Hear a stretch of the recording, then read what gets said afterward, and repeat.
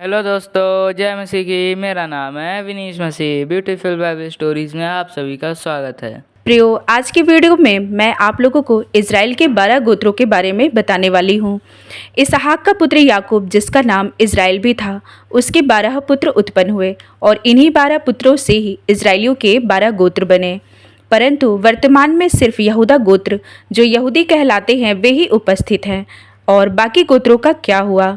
बाकी के इज़राइली कहाँ गए, या फिर अभी वे कहाँ पर हैं? इज़राइल के गोत्र आपस में कैसे अलग हो गए? इन सारी बातों को हम लोग इस वीडियो के माध्यम से जानेंगे और यह भी जानेंगे कि 12 गोत्रों में 2 गोत्र और कौन शामिल हुए थे। वीडियो में अंत तक जरूर बने रहिएगा ताकि बाइबल में दर्ज इज़राइलियों के 12 गोत्रों के बारे में हमें मालूम हो सके। यदि अभी तक आपने हमारे इस चैनल को सब्सक्राइब नहीं किया है तो सब्सक्राइब कर दीजिए और बेल आइकन को भी दबा दीजिए, जिससे आने वाली वीडियो की नोटिफिकेशन आपको जल्द मिलने पाए। तो आइए वीडियो स्टार्ट करते हैं। कुलपति अब्राहम और सारा के एक पुत्र उत्पन्न हुआ, जिसका नाम इसहाक रखा गया। और इसहाक और रिबका से 2 जुड़वे बच्चे उत्पन्न हुए। पहला एसाव और दूसरे का नाम याकूब रखा गया। याकूब तो घर का काम काज करने वाला, परंतु एसाव शिकार खेलने वाला निकला। पिता इसहाक बड़े बेटे एसाव को ज़्यादा प्यार करते थे, परंतु माँ रिबका छोटे बेटे याकूब को ज़्यादा प्यार करती थी। एक बार जंगल से शिकार करके आने पर एसाव को तेज भूख लगी, तो उसने देखा कि याकूब कुछ पका रहा था। एसाव ने जब उसमें से कुछ खाने को मांगा, तो याकूब के शर्त के अनुसार एसाव को खाने के बदले अपने पहलौठे होने का अधिकार याकूब को बेचना था। एसाव ने अपने पहलौठे होने का अधिकार तुच्छ जाना और उसे याकूब के हाथों में बेच दिया। और उस समय तो उसे खाने को मिल गया, जिससे उसकी भूख खत्म हुई। परंतु एक बार इसहाक अपने मरने से पहले दोनों पुत्रों को आशीर्वाद देना चाहता था, इसलिए उसने अपने बड़े बेटे एसाव को पहले बुलाया, परंतु रिबका ने याकूब को पहले भेजा।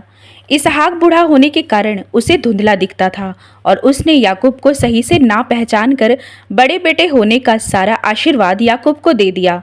क्योंकि याकूब ने एसाव के कपड़े पहने हुए थे, इसलिए इसहाक उसे पहचान नहीं पाया। तत्पश्चात जब एसाव को ये बात मालूम हुई, तब वह याकूब को मार डालने की योजना बना डाला और जाकर मिस्री स्त्री के साथ विवाह कर लिया। तब याकूब एसाव के घर से भाग गया और अपनी माता रिबका के भाई अपने मामा लबान के घर जा पहुंचा। लबान की 2 बेटियां थी, लिया और राहेल।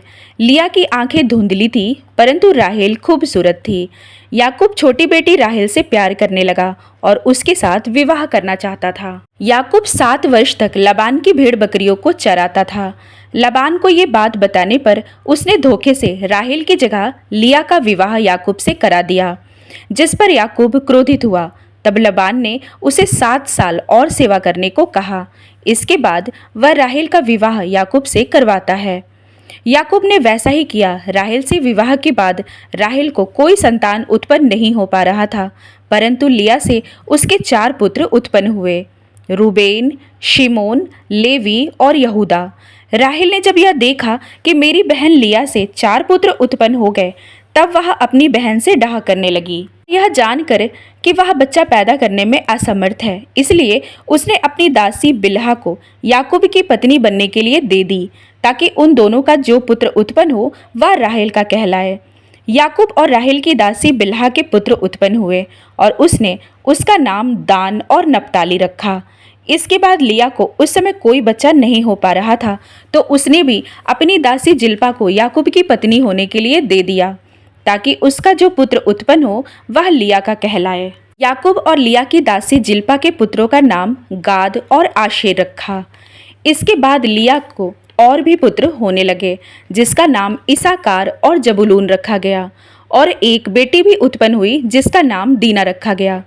तब परमेश्वर ने राहेल की भी सुनी, और राहेल और याकूब का पुत्र उत्पन्न हुआ, जिसका नाम यूसुफ रखा गया। इसलिए अब याकूब अपनी पत्नियों और अपने बच्चों को लेकर अपने घर लौटना चाहता था।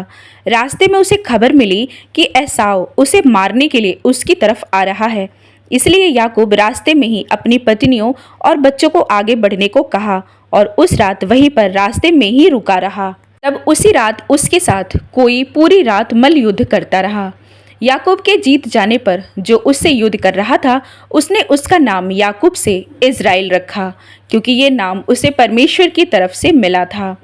बाद में राहेल को एक और पुत्र उत्पन्न हुआ, उसका नाम बेंजामिन रखा गया। उसके पैदा होते ही राहेल की मृत्यु हो गई। याकूब अपने सारे पुत्रों को यूसुफ को ज़्यादा प्यार करता था, इसलिए सारे भाई उसे ईर्ष्या करते थे और एक दिन उसके भाइयों ने उसे मिस्री व्यापारियों के हाथ में बेच दिया। बाद में यूसुफ का मिस्र का प्रधानमंत्री बन गया और दूसरी तरफ याकूब जहां अपने बाकी पुत्रों के साथ रहता था वहां पर भयंकर अकाल पड़ा था।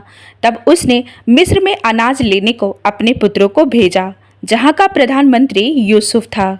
बाद में यूसुफ ने अपने आप को अपने भाइयों के सामने जाहिर किया और अपने पिता समेत उसके सारे घराने को मिस्र में रहने के लिए बुलवा लिया। याकूब, जिसका नाम इज़राइल भी था, वह अपने मरने से पहले अपने बेटों और पोतों को आशीर्वाद देना चाहता था। इसलिए मिस्र में रह रहे यूसुफ के दोनों बेटे भी अपने दादा याकूब से आशीर्वाद लेने के लिए बुलाए गए। उत्पत्ति 48 उसके 3 से 6 में लिखा है, और याकूब ने यूसुफ से कहा, सर्वशक्तिमान ईश्वर ने कनान देश के लूज नगर के पास मुझे दर्शन देकर आशीष दी और कहा, सुन, मैं तुझे फलवंत करके बढ़ाऊंगा और तुझे राज्य राज्य की मंडली का मूल बनाऊंगा और तेरे पश्चात तेरे वंश को यह देश दूंगा, जिससे कि वह सदा तक उनकी निज भूमि बनी रहे। और अब तेरे दोनों पुत्र जो मिस्र में मेरे आने से पहले उत्पन्न हुए हैं, वे मेरे ही ठहरेंगे, अर्थात जिस रीति से रूबेन और शिमोन मेरे हैं, उसी रीति से एप्रैम और मनश्शे भी मेरे ठहरेंगे।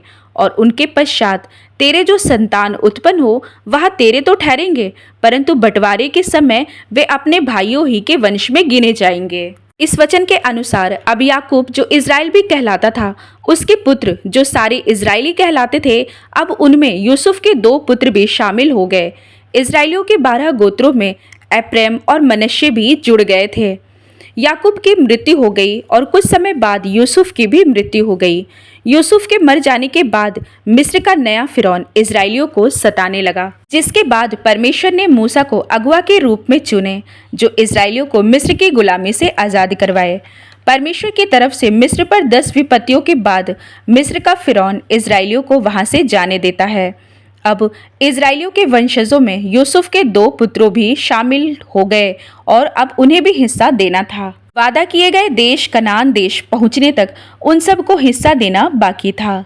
याकूब अर्थात इज़राइल के 12 पुत्रों के नाम रूबेन, शिमोन, लेवी, यहूदा, दान, नप्ताली, गाद, आशेर, इसाकार, जबूलून और यूसुफ और बेंजामिन था। तथा इनके अलावा यूसुफ के 2 पुत्र एप्रैम और मनश्शे भी शामिल हुए। अब ये लोग 14 गोत्र हो चुके थे। रूबेन और गाद के गोत्रों को यरदन नदी जो कनान के इस पार ही था, वहां पर इन दोनों को इनका हिस्सा मिल गया और इन्हीं के हिस्से में यूसुफ का पुत्र मनश्शे के आधे गोत्र को भी हिस्सा दिया गया।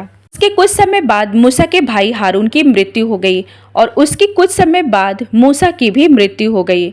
मूसा के बाद इज़राइलियों का नेतृत्व करने के लिए यहोशू आगे आया। प्रियो, उसके बाद यहोशू और इज़राइलियों के द्वारा कनान देश में पहुंचने पर जहां जहां भी वे जीतते गए, वहां वहां पर यहोशू इज़राइलियों को उनके गोत्रों के अनुसार हिस्सा देता गया। परंतु लेवी गोत्र को कोई एक निर्धारित स्थान नहीं मिला, क्योंकि परमेश्वर की तरफ लेवियों को याजक पद के लिए चुना गया था। इसलिए इज़राइली जहाँ जहाँ भी रहे वहाँ वहाँ पर लेवियों के कुछ कुछ लोगों को बांट दिया गया कि वे इनके बीच में रहकर परमेश्वर के लिए याजक पद पर कार्य कर सके। अब इज़राइलियों के गोत्रों को किन कारणों से कुछ कुछ जगहों पर बांटा गया, ये एक लंबी कहानी हो जाएगी, इसलिए इसे हम लोग अगली वीडियो के माध्यम से देखेंगे। प्रकाशित वाक्य, जिसे भविष्यवाणियों की पुस्तक भी कहा जाता है, उसमें इज़राइल के 12 गोत्रों के नाम भविष्य में आने वाले नए यरूशलेम के 12 फाटकों पर इन 12 गोत्रों के नाम अंकित होगा। परंतु ध्यान देने की बात यह है कि इन 12 गोत्रों में ये गोत्र पूरे याकूब की वंशावली नहीं है, बल्कि याकूब के पुत्र की जगह यूसुफ के पुत्र का नाम दर्ज है। तो ऐसा क्या हुआ होगा, इसे जानना भी हमें जरूरी हो जाता है। तो यदि आप इन गोत्रों के बारे में जानने के इच्छुक हैं तो कृपया करके मुझे कमेंट करें कि मैं इनके बारे में एक विस्तार से एक अलग वीडियो बना सकूं। आने वाली वीडियो में हम ये देखेंगे कि इन्हीं गोत्रों में से कैसे कैसे वे अलग हुए और कैसे कैसे मूर्ति पूजक भी बन गए। ये जनजातियाँ आगे का इनका क्या हुआ। तो प्रियो, आशा करती हूँ यहाँ तक आपको ये वीडियो पसंद आई होगी। अब मैं आपसे मिलती हूँ अपनी अगली वीडियो में। आप सभी भाई बहनों को प्रभु यीशु मसीह के नाम में जय मसीह की।